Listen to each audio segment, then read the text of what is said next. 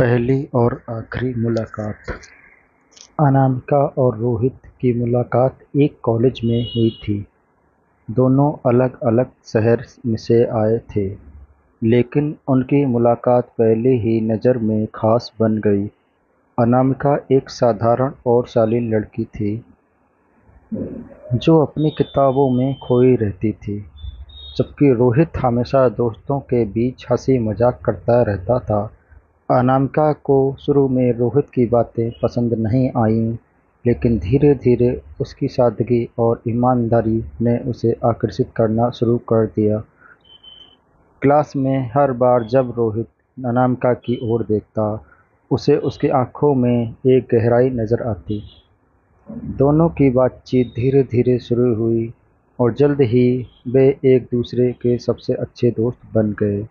रोहित हमेशा अनामिका को ख्याल रखता, उसकी छोटी-छोटी ज़रूरतों का समझता और उसका साथ देता। अनामिका भी रोहित के साथ अपना सारा समय बिताने लगी थी। उसे अब रोहित के बिना कुछ भी अधूरा-सा लगता था। एक दिन जब दोनों कॉलेज की कैंटीन में बैठे थे, अनामिका ने अचानक रोहित से कहा, "क्या तुमने कभी सोचा है कि हमारे रास्ते एक दिन अलग हो सकते हैं?" रोहित हंसते हुए बोला, "नहीं, मैं हमेशा तुम्हारे साथ रहूँगा। तुमसे दूर जाने का ख्याल भी नहीं आ सकता।"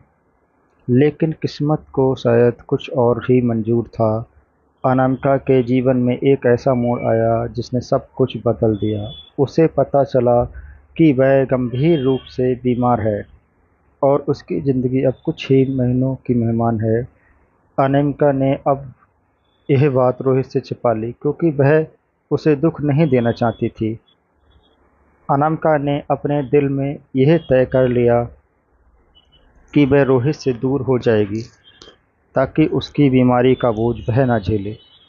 उसने धीरे-धीरे उससे दूरी बनानी शुरू कर दी। रोहित इस बदलाव को समझ नहीं पाया।